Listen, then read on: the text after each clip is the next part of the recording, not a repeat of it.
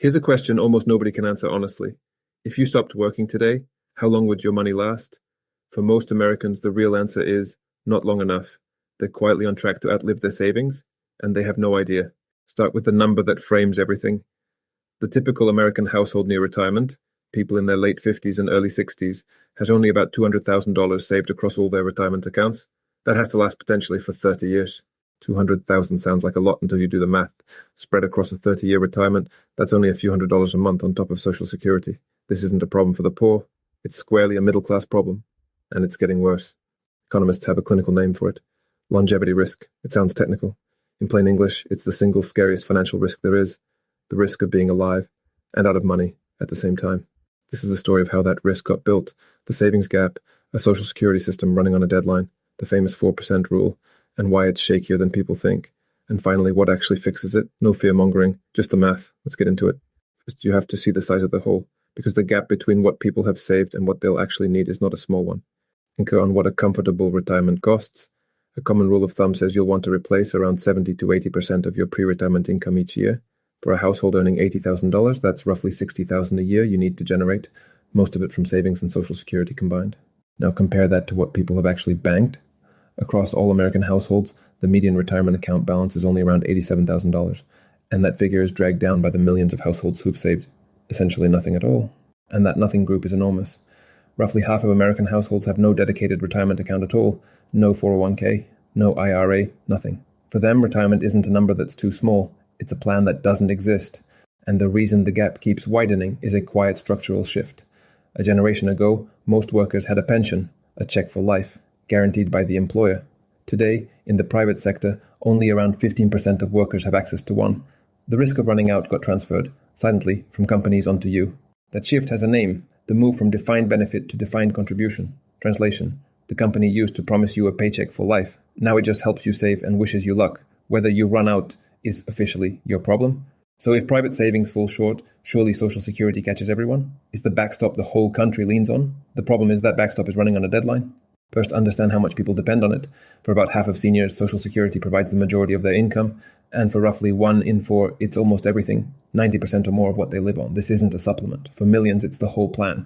Now the catch most people miss, Social Security was never designed to replace your full paycheck. For an average earner, it replaces only about 40% of pre-retirement income. If you were planning to live on Social Security alone, you were planning to take a roughly 60% pay cut, then there's the deadline. The program pays out more than it takes in, and it's been covering the difference from its trust fund. By the program's own trustees, that reserve is projected to run dry in the early to mid-2030s. After that, the system doesn't vanish.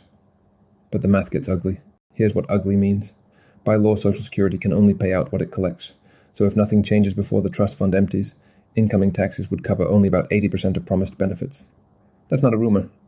It's the trustee's own projection. An automatic across-the-board cut of roughly 20%. Now one honest note, because doommongers love this stat. A 20% cut is the do-nothing scenario, not destiny. Social Security has been fixed before, and Congress has strong incentives to fix it again. But planning your retirement on the assumption that politicians act perfectly on time, that's its own kind of risk. Okay, so if you do manage to save a real nest egg, how much can you safely spend each year without running dry? For decades, the answer was one famous number, and that number is shakier than it sounds. Here's the rule in one sentence. In the 1990s, a planner named William Bengen studied U.S. market history and found retirees could withdraw about 4% of their savings in year one, adjusted for inflation each year after, and very rarely run out over a 30-year retirement. 4% became gospel. Let's make that real. 4% of $1 million portfolio is $40,000 in year one. But here's the cruel arithmetic. To replace a $60,000 income from savings alone, you'd need $1.5 million. Remember, the typical near retiree has about $200,000. The gap isn't a crack, it's a canyon. Now, why is even 4% shaky? It comes down to one phrase: sequence of returns risk. The rule assumes average returns, but averages hide the danger. If the market crashes in your first few retirement years, while you're also withdrawing cash, your portfolio can be gutted so badly it never recovers, even if average returns later look fine. Picture two retirees, identical savings, identical average returns, just in a different order. The one who hits a bad market early while drawing down can run out of money. The one who gets calm markets early sails through with money to spare. Same average, opposite outcome. That's why average is a dangerous word in retirement. Because of that risk, plus longer lifespans and lower expected returns, many researchers now argue the truly safe number is closer to 3.3%. Even Bengen has said higher figures work in good conditions. The honest takeaway? 4% is a useful starting point, not a guarantee carved in stone. Now layer on the thing almost no plan budgets for properly. People aren't just under-saving, they're consistently underestimating how long they'll need the money to last. Here's the trap. A 65-year-old today can, on average, expect to live into their mid-80s, but average is the wrong word again. Roughly 1 in 3 65-year-olds will live past 90. For a couple, there's a real chance at least one partner reaches 95.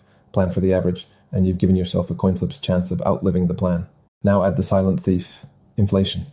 At just 3% a year, prices double in about 24 years. So the groceries that cost $4,000 a month at 65 could cost $8,000 by your late 80s for the exact same cart. A fixed income that felt comfortable on day one can quietly become poverty by the end. And the biggest wildcard is health. The average 65-year-old couple retiring today may need around $300,000 just for out-of-pocket healthcare across retirement. And that's before long-term care. A single year in a nursing home can run over $100,000. One health event can erase a lifetime of saving. So stack it all up. People undersave, they over-rely on a strained safety net, they spend at a rate history doesn't guarantee, and they plan for a retirement that's years too short. All while inflation and health costs grind away. Longevity risk isn't one problem, it's all of them compounding at once. Okay, that was the hard part. Here's the good news. None of this is hopeless. The same math that creates the crisis also points straight at the fixes, and the most powerful one is almost embarrassingly simple. Fix number 1, time. Thanks to compounding, when you start matters more than how much you save. A 25-year-old saving a few $100s a month can end up with far more than a 40-year-old saving double that, purely because money had more decades to grow. The most valuable asset in retirement is time, and it's the one thing you can't buy back. Fix number 2, never leave the match on the table. If your employer matches your 401k, say 50 cents on every dollar up to a limit, that's an instant, guaranteed return before the market does anything at all. Skipping it is one of the only true free lunches in finance, left uneaten. Fix number 3 is the most powerful lever almost nobody talks about. When you claim Social Security, claim at 62 and you lock in a permanently reduced check. Wait until 70 and your benefit grows by roughly 8% for each year you delay. Same person, same record, but a dramatically bigger inflation-protected income for life. Look at the difference that one decision makes. Claim early at 62 and you might lock in 70% of your full benefit forever. Wait until 70 and you could collect around 124%. For someone who lives a long life, delaying is one of the best deals in personal finance. A bigger check, guaranteed, for as long as you live. So if you want the playbook in plain terms, it comes down to 4 moves anyone can understand. Start early and let compounding work. Grab every dollar of employer match. Delay Social Security if you possibly can. And to attack longevity risk directly, you can even buy back a pension. A simple income annuity that pays a check for life, no matter how long you live. None of it is exotic. All of it is powerful. And here's the mindset shift that ties it all together. The goal was never to hit some magic net worth number on a single day. The real goal is an income that lasts exactly as long as you do, not a dollar less. So here's where it all nets out. The retirement crisis is real. The savings gap is enormous, the safety net is strained, and the famous rules are softer than they look. But it's not a mystery, and it's not hopeless. It's a math problem, and the earlier you face the math, the more options the math gives you back. The people who run out of money rarely do it because the markets were cruel. They run out because nobody showed them the math in time. Now you've seen it. If this finally made it click, do me a favor and follow Market Minute. Next time I'll break down how to build a withdrawal plan that survives a crash in your very first year. I'll see you there.